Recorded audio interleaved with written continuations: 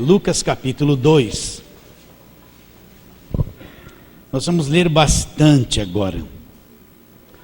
Então agora, muitas vezes nós estamos na igreja com o coração preocupado, preocupação com filhos, com casa, preocupações da nossa vida, uma alma inflamada por preocupações, e a gente fica preso, truncado no nosso mundo emocional, e isso cria um véu que nos impede de ouvir a palavra de Deus com clareza, de entendê-la com clareza. Então, vamos nos despojar de tudo. Agora o filho não está em primeiro lugar, não está o marido, não estão as preocupações, as necessidades, tudo isso sai fora. O que está agora é um coração aberto para ouvir e entender a palavra de Deus, tá bom? Lucas capítulo 2, versículo 1 até o versículo 20.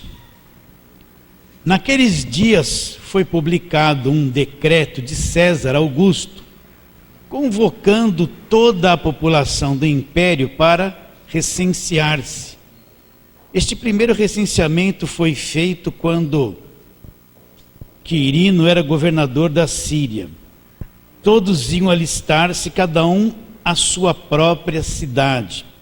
José também subiu da Galiléia, da cidade de Nazaré, para a Judéia, a cidade de Davi, chamada Belém, por ser ele da casa e família de Davi, a fim de alistar-se com Maria, sua esposa, que estava grávida.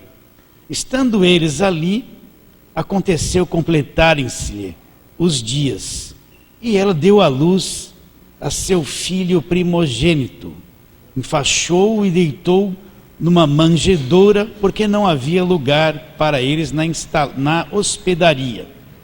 Havia naquela mesma região pastores que viviam nos campos e guardavam o seu rebanho durante as vigílias da noite. Um anjo do Senhor desceu onde eles estavam, e a glória do Senhor brilhou ao redor deles, e ficaram tomados de grande temor. O anjo, porém, lhes disse: não temais, eis que vos trago novas, ou boas novas, ou boa nova de grande alegria. É que será para todo o povo. É que hoje vos nasceu na cidade de Davi o Salvador, que é Cristo, o Senhor. E isso vos servirá de sinal: encontrareis uma criança envolta em faixas e deitada em manjedoura. E subitamente apareceu com um anjo uma multidão da milícia celestial, louvando a Deus e dizendo: glória a Deus nas maiores alturas, paz na terra entre os homens a quem ele quer bem. E ausentando-se deles os anjos para o céu, diziam os pastores uns aos outros: vamos até Belém e vejamos os acontecimentos que o Senhor nos deu a conhecer. Foram apressadamente, acharam Maria e José e a criança deitada na manjedoura, e vendo-a, divulgaram o que lhes tinha sido dito a respeito deste menino. Todos os que ouviram se admiravam das coisas referidas pelos pastores.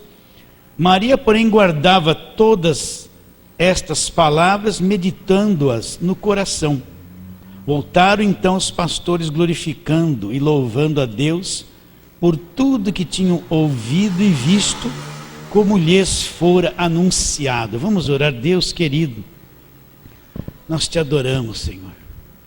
E como é bom ler na tua palavra as boas novas de grande alegria, não de tristeza, mas de grande alegria, que os anjos disseram aos pastores: que hoje vos nasceu o Salvador. Assim nós queremos te adorar. Abra o nosso entendimento em nome de Jesus. Fala assim: amém. Então o evangelho é justamente isso, meus irmãos. Jesus nasceu, esses anjos estão lá na madrugada cuidando dos seus rebanhos, eles têm uma revelação, um anjo vem a eles e a glória de Deus brilha ao redor deles e ficaram eles tomados de grande temor. E o anjo, porém, disse a eles: não temais, eis que vos trago, dependendo da tradução, tá, boas novas, boa nova, né? Mas é tudo a mesma coisa, de grande alegria. Então o evangelho é justamente isso. As boas novas são as boas notícias. O evangelho são boas notícias de grande alegria, que causa alegria para quem recebe e vive e crê nessas boas notícias. Então o evangelho não é notícias de escravidão, notícias ruins, notícias que causam medo, que aprisionam as pessoas, que ameaçam as pessoas. O evangelho são boas novas de grande alegria, boas notícias de grande alegria. Aí ele fala que vos nasceu, né, o Salvador. O que é o Salvador? Aquele que salva, aquele que tira da perda, aquele que tira da destruição, da condenação, que tira das mãos do diabo. Então a boa nova, as boas novas de grande alegria é que o Salvador, o que tiraria da destruição, da condenação, havia nascido. Então isso é o evangelho, são as boas notícias de Deus para os homens, boas novas, boas notícias de grande alegria, de grande alegria. O Salvador nasceu, que salva, o que tira da destruição, nasceu. Está entendendo isso com clareza ou não? Né? Então, quando Jesus mandou ir por todo o mundo, ele mandou pregar o quê? Vamos lá em Marcos, né? Volta ali um pouquinho. Em Marcos, naquele capítulo último, que é o 16, né?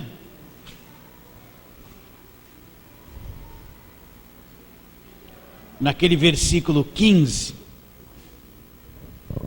ele diz assim: disse-lhe, ide por todo o mundo e pregai o evangelho a toda criatura. Qual foi a ordem de Jesus? Para que eles fossem, os discípulos fossem para todo o mundo, e eles pregassem o evangelho,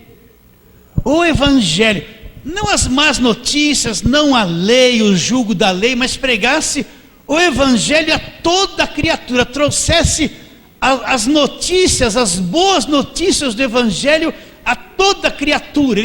Toda criatura que tinha que ter essas informações do evangelho na mente, do coração deles. Ele diz, versículo 16: quem crer e for batizado será salvo, quem não crer será condenado. Essas boas notícias, elas trariam uma decisão na vida das pessoas. Se eles crescem, seriam salvos.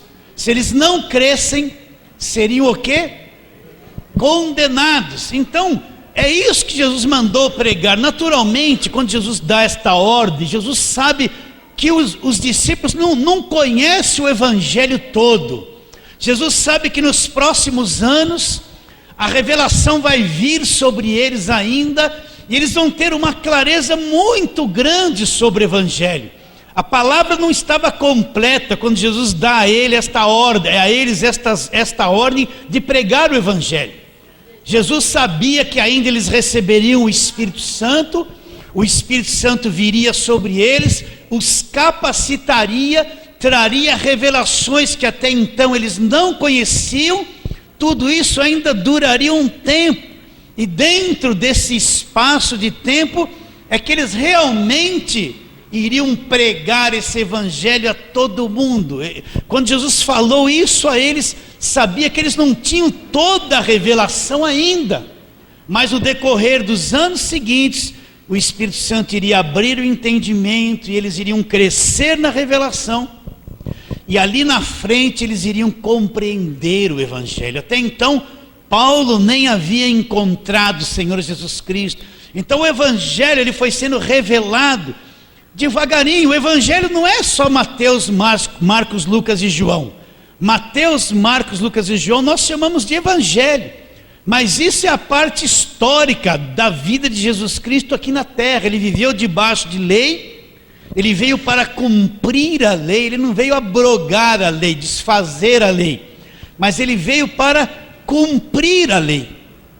Mas se eu ficar só em Mateus, Marcos, Lucas, João, eu não vou ter uma clareza aberta do Evangelho, porque falta ainda muito lá para frente.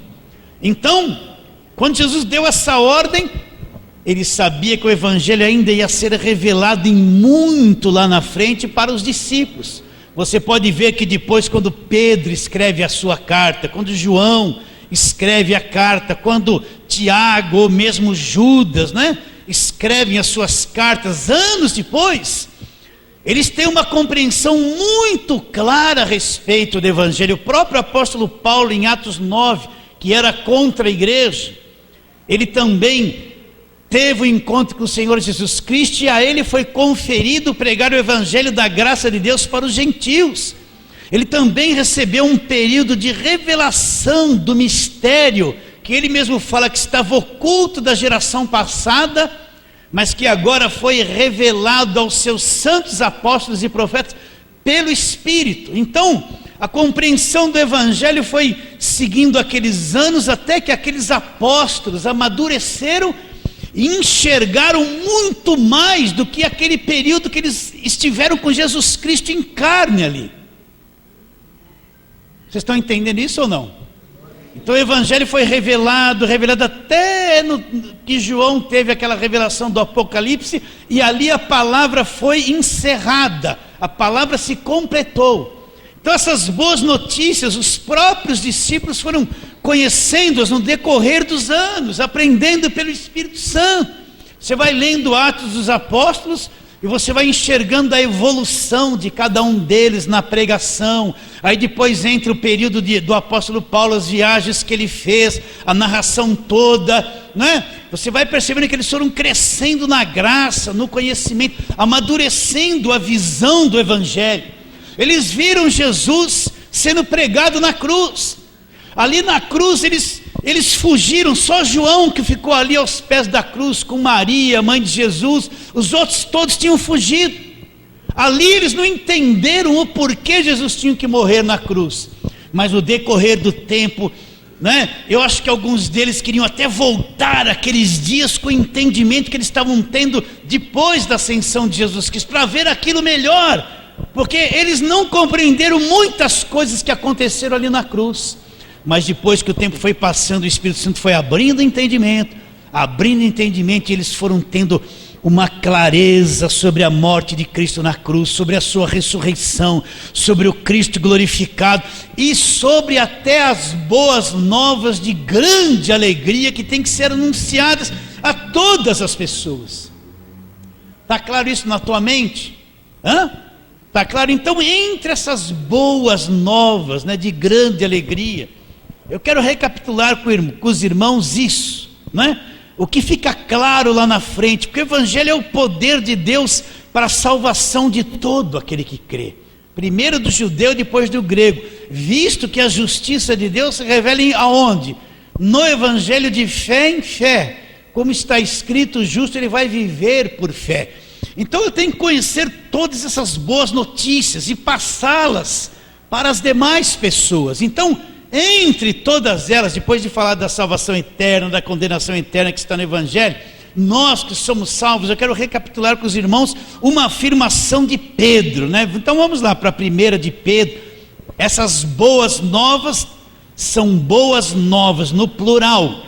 Então nós temos que vê-las, conhecê-las, cada uma delas que vem através de Jesus Cristo. Então 1 de Pedro capítulo 2, eu estava meditando novamente nesse assunto hoje, né, e esses dias, onde Pedro faz aquela declaração grande, poderosa, que eu já li, já preguei isso várias vezes aqui para você. Mas 1 de Pedro capítulo 2, ele fala uma coisa importante no versículo 9 e 10, que nós vamos falar sobre isso, porque o Evangelho é uma coisa segura, essas novas de grande alegria, é uma coisa segura, garantida, poderosa, não é? Que eu preciso compreender, viver por fé nelas, deixá-las enraizar no meu coração, ter clareza do que é o Evangelho, o que são essas novas de grande alegria, que vão me causar alegria, não tristeza. Por isso toda pregação que mata, que escraviza, que condena, que aprisiona, você pode ter certeza que nenhuma delas procede do Evangelho, porque não são novas de grande alegria. Então está aqui uma nova de grande alegria que Cristo fez por nós, e nós que cremos nele, que somos salvos, é isso que nós somos, é isso que o Evangelho fez de nós. No versículo 9 ele diz: vós porém sois. Olha o que nós somos. É você ou não? É você? É você que nasceu de novo, você é salvo, então é você que é isso aqui. É a nova de grande alegria. Olha lá: vós porém sois raça eleita, sacerdócio real, nação santa, povo de propriedade exclusiva de Deus. Com qual finalidade ele nos fez assim? A fim de proclamar as virtudes daquele que nos chamou das trevas para a sua maravilhosa luz. Então ele diz que nós somos uma raça eleita, um sacerdócio real, uma nação santa, separada para Deus, né? Um povo de propriedade exclusiva dele. Com qual finalidade?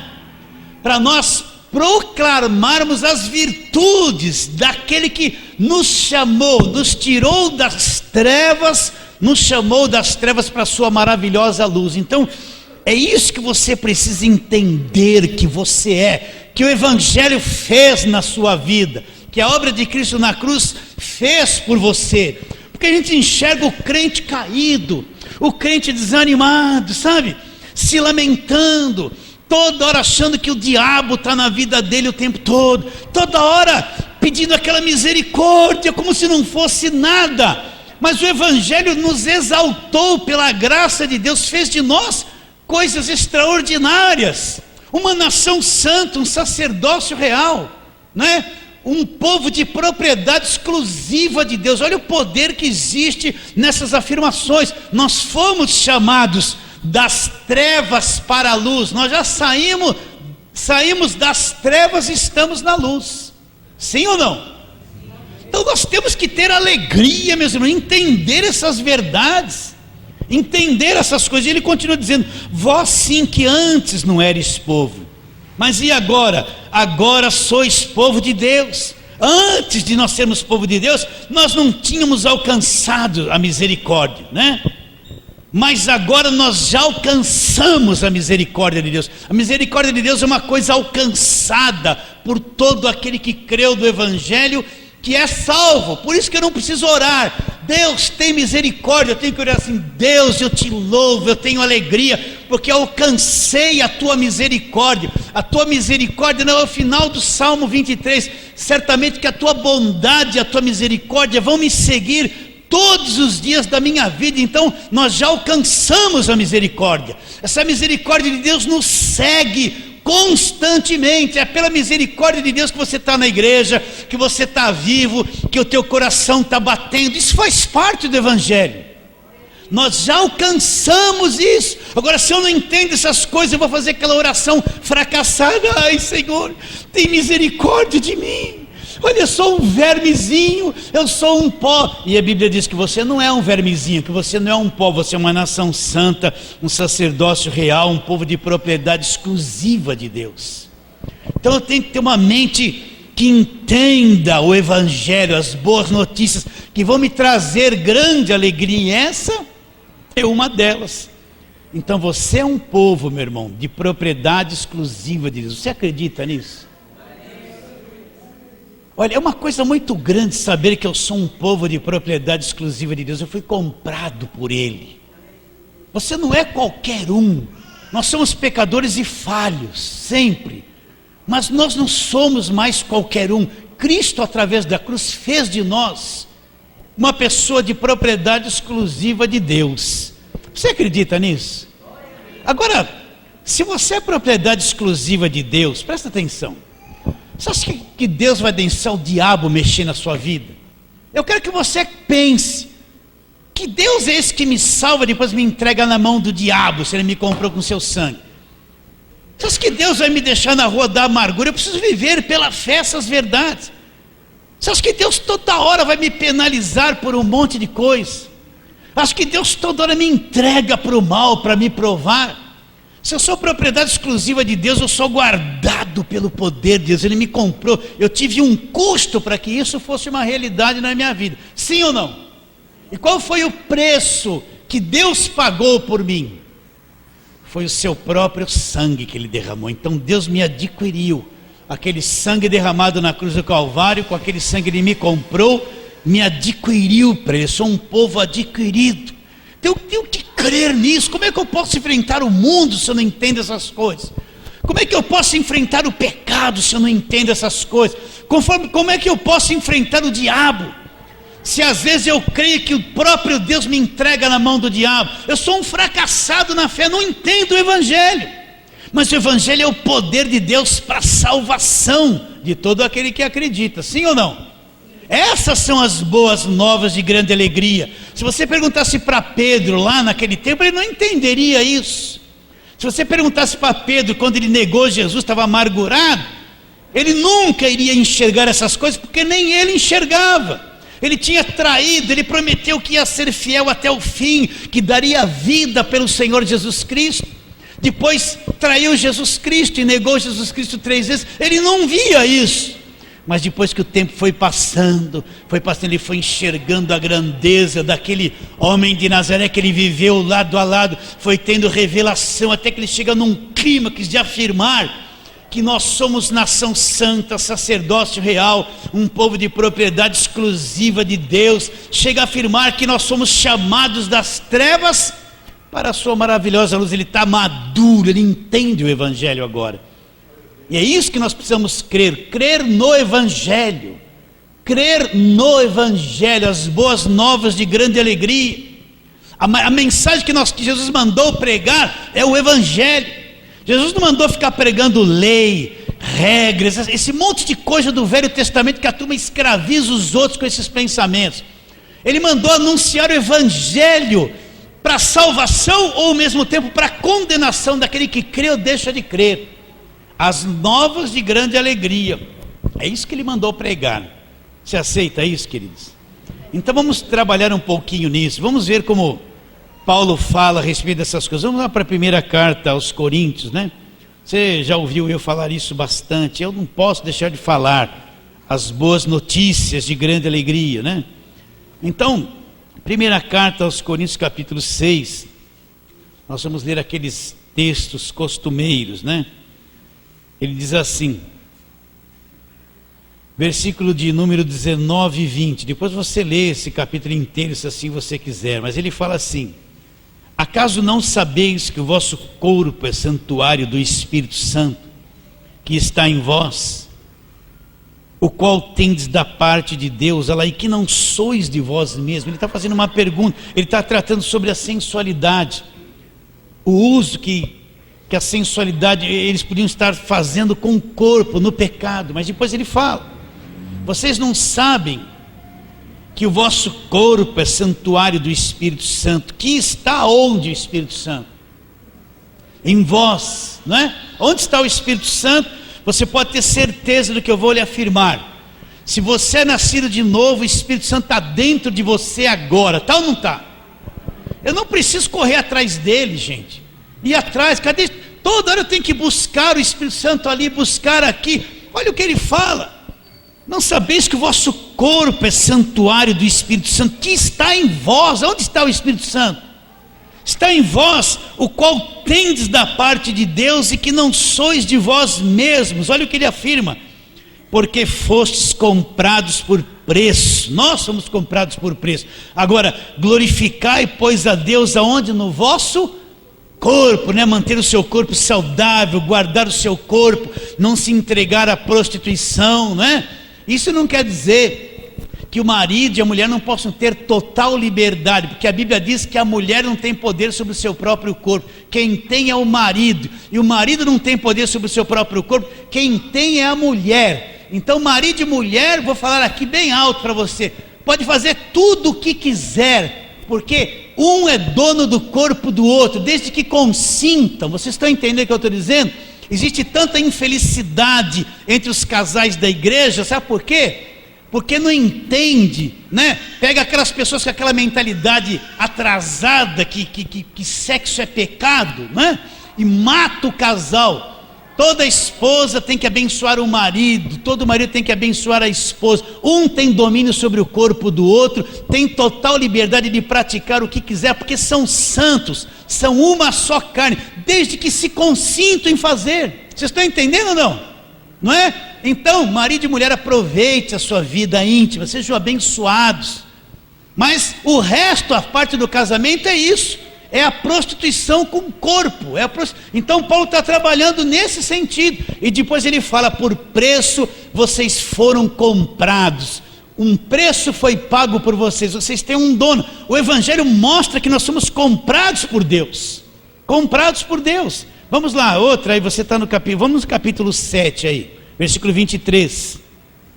Ele fala de novo.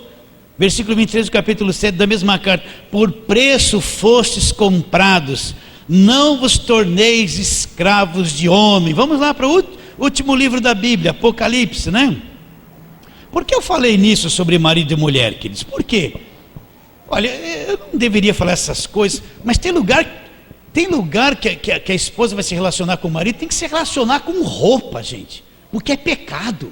Vocês estão entendendo? Né? Tem lugar que ensina cada coisa que mata a vida íntima do casal. O casal casou, é uma só carne. Eles não estão em prostituição, eles não estão em adultério, eles não estão em traição. Eles são uma só carne. Não são mais duas, mas uma só carne. Então a vida sexual é uma bênção para o homem e para a mulher. Mas muitas vezes o indivíduo usa da fé para oprimir as pessoas, né? Conheço casos que a mulher, para ter uma relação sexual, tem que estar de manga comprida, porque é pecado, né? Tem que ser no escuro, porque não pode ver nudez. Se Jesus voltar naquela hora, vai para o inferno, porque, mas meu Deus, até parece que o Espírito Santo na relação íntima, vou virar um pouquinho a cara, sai um pouquinho da pessoa, fica assim, né? Aí depois volta para eles. O sexo é uma bênção, desde que esteja tudo em ordem, dentro da palavra de Deus. O casamento, o relacionamento de marido e mulher. Aceito isso, queridos? É uma bênção. Agora você jovem que tem relação antes do casamento, você está em prostituição, está debaixo de condenação. Você que vai para um motelzinho, tudo camuflado, depois chega na igreja assim, com aquela coisinha, está debaixo de condenação. Você está num buraco, tem que se arrepender e parar com isso, né? E se tem alguém aqui que transa com a mulher do outro, está indo para o inferno, porque não nasceu de novo, Entende? Então a gente vê no seio da igreja um consentimento desgraçado. A gente vê a juventude dentro da igreja, sai e a maior parte transa, se relaciona, não são santos. Depois quer fazer a obra de Deus com o quê? Quer cantar, quer louvar, estão tudo no pecado, tudo condenado. Estão na igreja e vai lá na nova noite, estão tudo lá, uns tomando cerveja, estão tudo debaixo de escravidão, não nasceram de novo. Infelizmente é isso. Quando chega para o casal e fala: olha, não tem que ter relação sexual antes do casamento. Vai, fica assistindo a novela. Na novela todo mundo transa.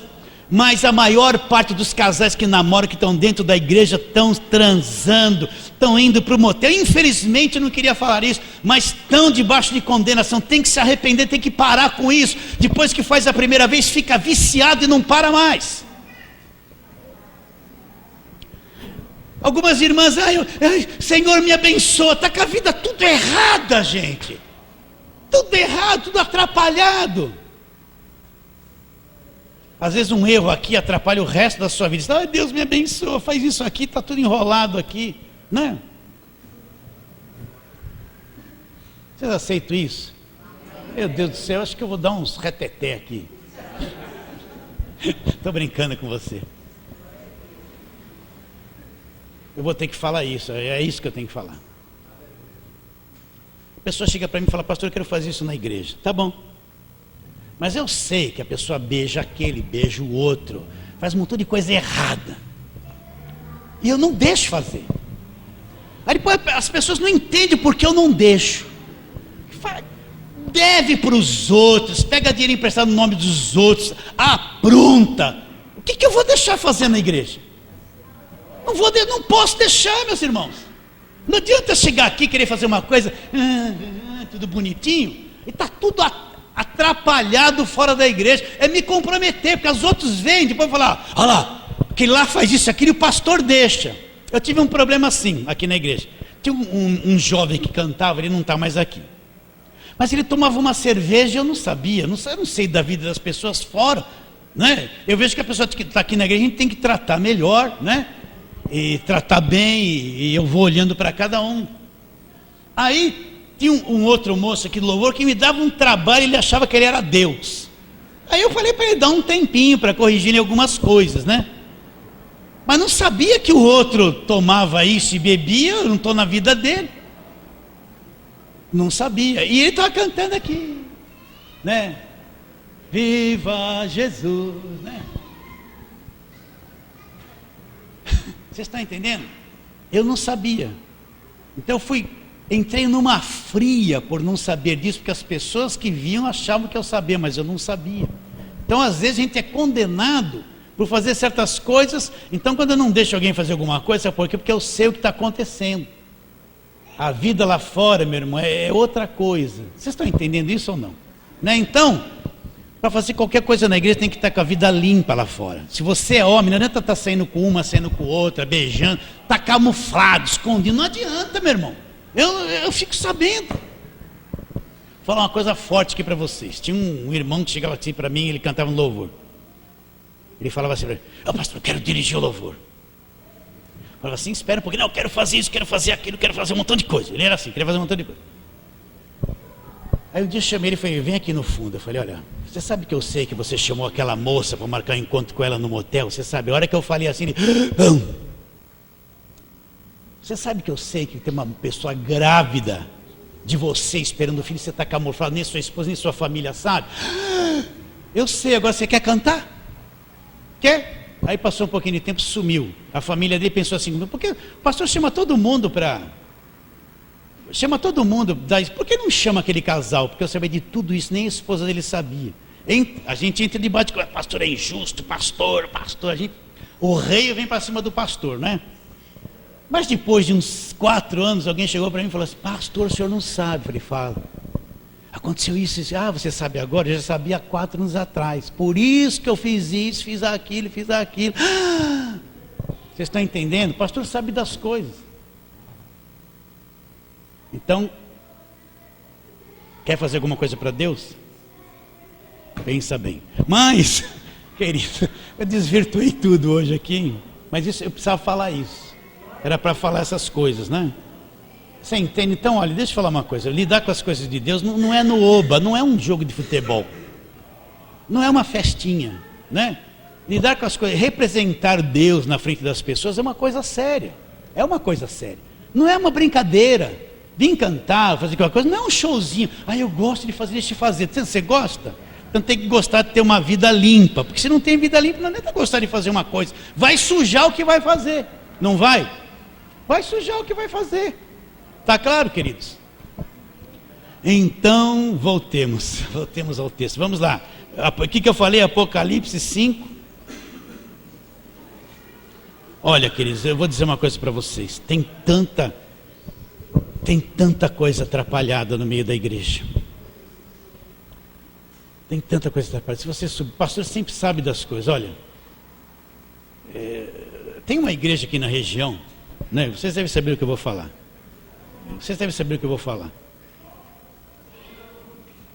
O filho, ele transava com a mulher do pai, que é apóstolo. Aí o pai contratou um detetive para seguir a esposa, porque via que ela saía. Isso que dá, você tem 50 anos, vai ficar casando com uma menina de 28, vai dar nisso. Você é velho, gosta de menininha nova, vai entrar pelo cano. Que depois não dá no couro, aí o teu filho vai dar um jeito. É verdade. Então, você que tem idade, para de ser tonto. Você acha que uma menina de 20, como ele é 20 anos, tem 50, dá para ser vô. Para de ser tonto. Procura uma da idade ou mais velha, né? Então o que aconteceu? Esse homem, né, arrumou essa moça, teve 2 filhos com ela, uma diferença de uns 20 anos de idade. E tem um filho já adulto, com uma outra mulher. O que aconteceu? Aconteceu que esse filho passou a ser amante da esposa dele. E tudo no blá, blá, blá, blá, blá. Eles têm programa de rádio, vem aqui que a tua vida vai mudar, tudo vai ser transformado. Eles têm programa de rádio forte, né? Prometendo mudança, e não sabe que está tudo minado. E agora o que vai acontecer? O pai descobriu, mandou a mulher embora, a mulher está namorando o filho, e o filho vai casar com a... Ela tem 2 filhos com o pai, que é co-irmão com ele. E ele vai casar com ela dentro da igreja, está dentro da igreja, está todo mundo assim, oh, glória. Tudo errado, gente, tudo errado, tudo atrapalhado.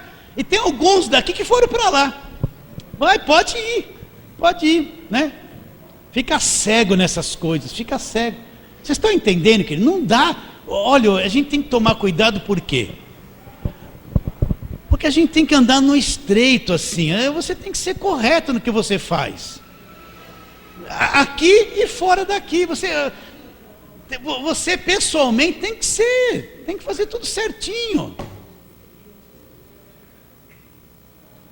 Você pega dinheiro dos outros e não devolve? É caloteiro? O crente não pode ser caloteiro. Pode? Não pode, né? Ai, Jesus. Eu não costumo pregar esse tipo de coisa, mas hoje era o dia, viu, queridos? Nós vamos lá para Apocalipse, eu não vou falar. É hoje, né? Então, Apocalipse 5, 9, agora mudou tudo. Apocalipse 5, 9. Diz assim. Olha lá, ele diz assim: e entoava um novo cântico, dizendo: digno és de tomar o livro e de abrir os selos, porque foste morto, e com teu sangue compraste para Deus os que procedem de toda tribo, língua, povo e nação. E para o nosso Deus os constituíste reino e sacerdotes, e reinarão sobre a terra. Então, esse texto está dizendo que com o sangue dele, de Jesus Cristo, ele comprou para Deus, foi comprado. Esse é o povo de Deus, gente que procede de todas as tribos, de todas as nações, né?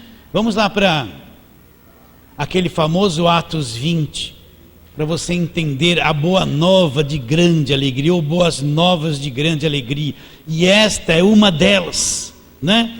Aquele Atos 20, por isso que você tem que ouvir o Evangelho, crer, acreditar, ser real dentro do coração, exercitar fé nessa verdade, viver por fé nessa verdade. Atos 20, e no versículo 28 ele fala aquela coisa poderosa: atendei por vós e por todo o rebanho de Deus, o qual o Espírito Santo vos constituiu bispos, para pastoreardes a igreja de Deus.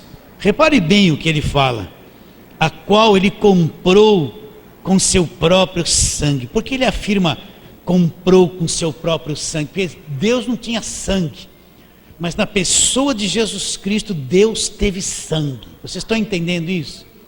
Ele teve, porque Jesus Cristo é Deus que se fez o Filho e veio aqui na terra e ali ele teve o sangue. Por isso que nós falamos que é o sangue da nova aliança. O sangue do Senhor Jesus Cristo era um sangue puro. Ele tinha uma mãe natural, mas um pai sobrenatural. A genética do sangue dele era uma genética de Deus, né? E geralmente uma aliança é feita entre quantas pessoas? 2 pessoas, sim ou não? Então ali estavam as 2 ao mesmo tempo, Jesus Cristo homem e Jesus Cristo Deus, os 2 ali ao mesmo tempo, sendo uma coisa só. E ali com o sangue dele é feita a nova aliança. Esse sangue nos comprou.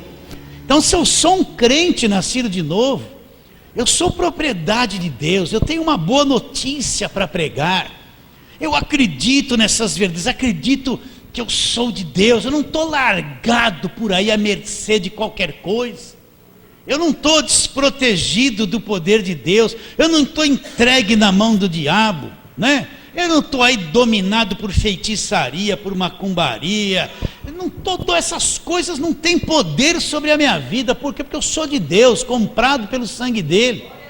Como é que eu posso ter fé madura se eu não creio e não enxergo nada dessas coisas?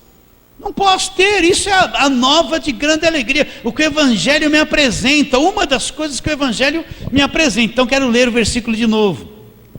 Atendei por vós e por todo o rebanho sobre o qual o Espírito Santo vos constituiu bispos, para pastoreardes a igreja de Deus, a qual ele comprou como? Com seu próprio sangue. Então aquele dia que você recebeu Jesus como único e suficiente Salvador, que você foi feito por Deus um filho, aquele sangue da cruz que foi derramado há tantos anos atrás, te comprou você, aquilo que se cumpre naquele momento na tua vida.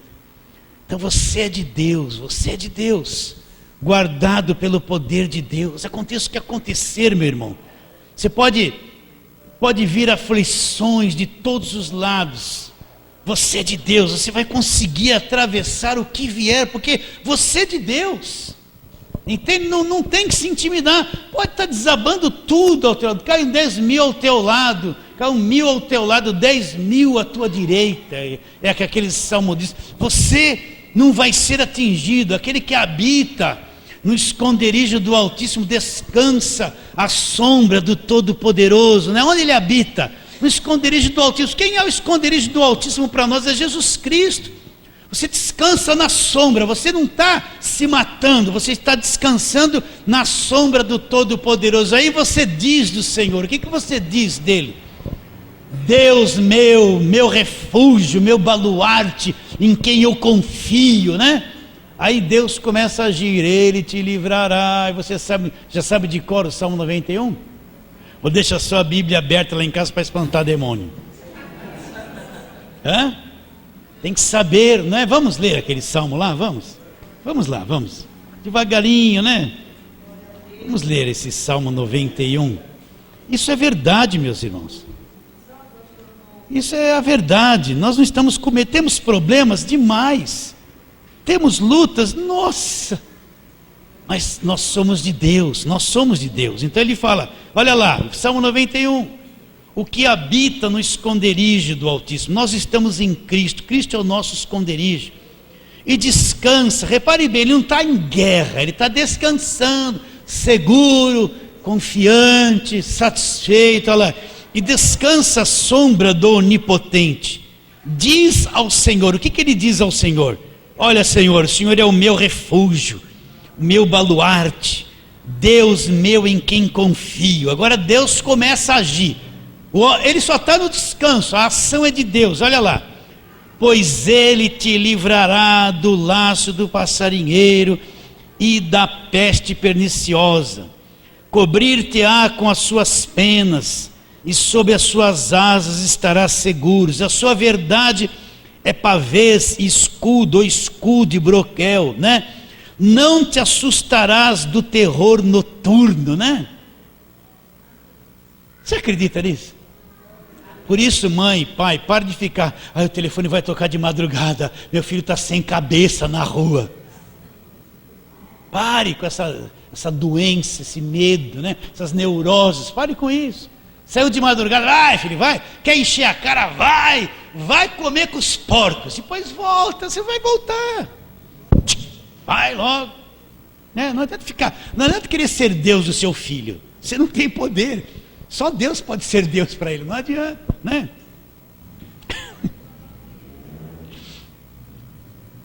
Essas coisas noturnas, você está dormindo ali em paz, daqui a pouco vem aquelas coisas, põe na tua cabeça, aquele medo, aqueles pavores, né?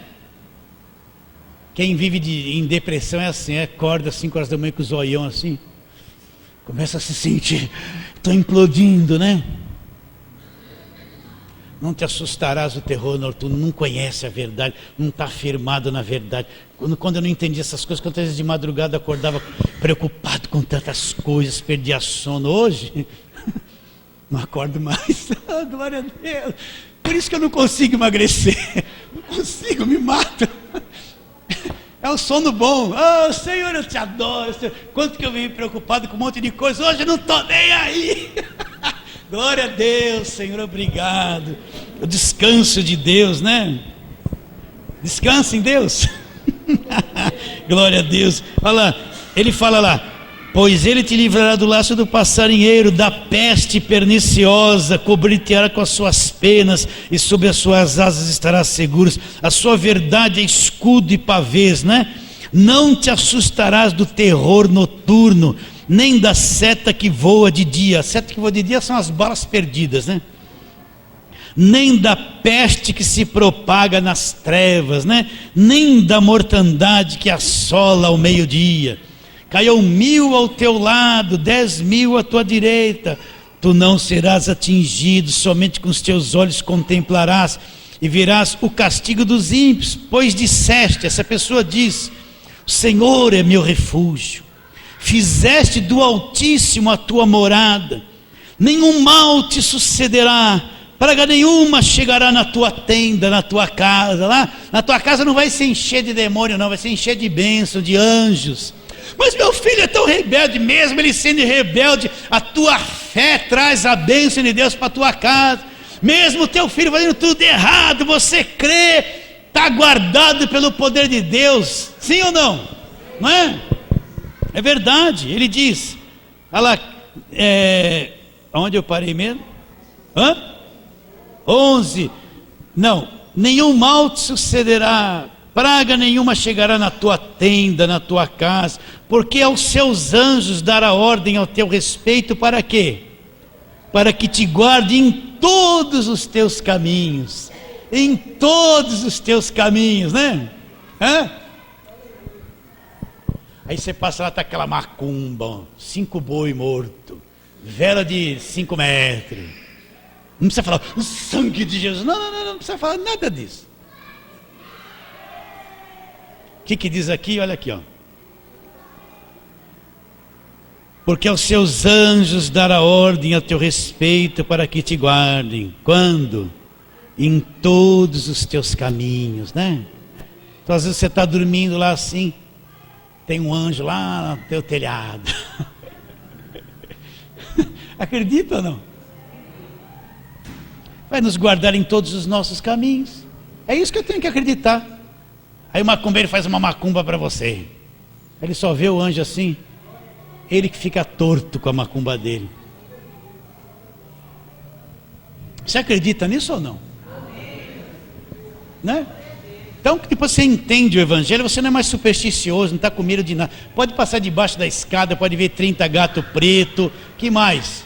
Que mais que é superstição? Não precisa, quando a criança está com soluço, pôr uma coisinha aqui na testa, né? Não precisa levar para a benzedeira. Não, isso é tudo superstição. Não precisa da água orada, do sal grosso, da rosa ungida, do óleo orado. Não precisa de nada, nem de meia de apóstolo, nem de gravata, nem de chapéu. Não precisa de nada, tudo isso é coisa de homem, meu irmão.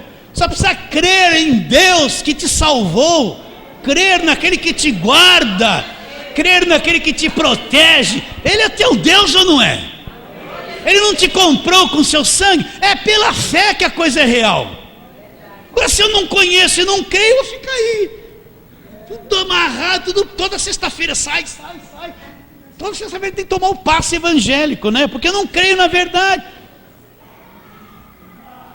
Eles te sustentam. Olha lá, olha os anjos lá. Eles te sustentarão nas suas mãos, para não tropeçares em alguma pedra. Olha lá quando Deus dá ordem que o anjo faz. Olha lá. Pisarás o leão e a áspide. Ó, você que vai pisar no diabo. Aqui, ó. Pisarás o leão e a áspide. Calcarás os pés, o leãozinho e a serpente. Olha lá. Porque a mim, ó Deus falando, a mim se apegou com amor. Eu o livrarei e pô-lo-ei a salvo, porque conhece o meu nome. Ele me invocará e eu lhe responderei. Na sua angústia, olha lá, não está privado de angústia, mas na sua angústia estarei com ele, livrá-lo-ei e o glorificarei, saciá-lo-ei com longevidade. Você vai ter uma vida longa, e lhe mostrarei o que? A minha salvação. Não é só lá na glória não, Deus vai te mostrar a salvação dele todos os dias na tua vida. Segunda, terça, quarta, você já é um salvo. Você tem que experimentar que é salvo todos os dias, todos os momentos. Sou salvo, guardado pelo poder de Deus, liberto do império das trevas. Não estou com medo de demônio, estou na fé, encorajado, tenho as boas novas no meu coração, sou alegre porque sou salvo. Já tem um Salvador, não estou entregue na rua da amargura. Nossa, passei já hoje o tempo, hein? Volta lá, Lucas, de novo. Hoje foi tudo atravessado, mas não tem problema, querido. Tinha que ser assim, né?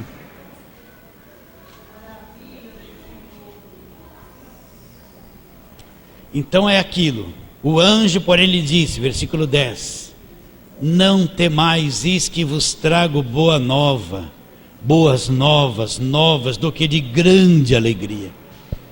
É que vos nasceu o Salvador, que é Cristo Senhor. Esse Salvador já veio aqui na terra, já morreu na cruz, já me salvou. O que é ser salvo? É alguém que foi liberto da ruína, liberto da perda total, da destruição, da condenação eterna. Já é salvo, tem um Salvador presente na vida dele todos os dias. Você crê nisso? Diga amém. Vamos ficar em pé para nós encerrarmos.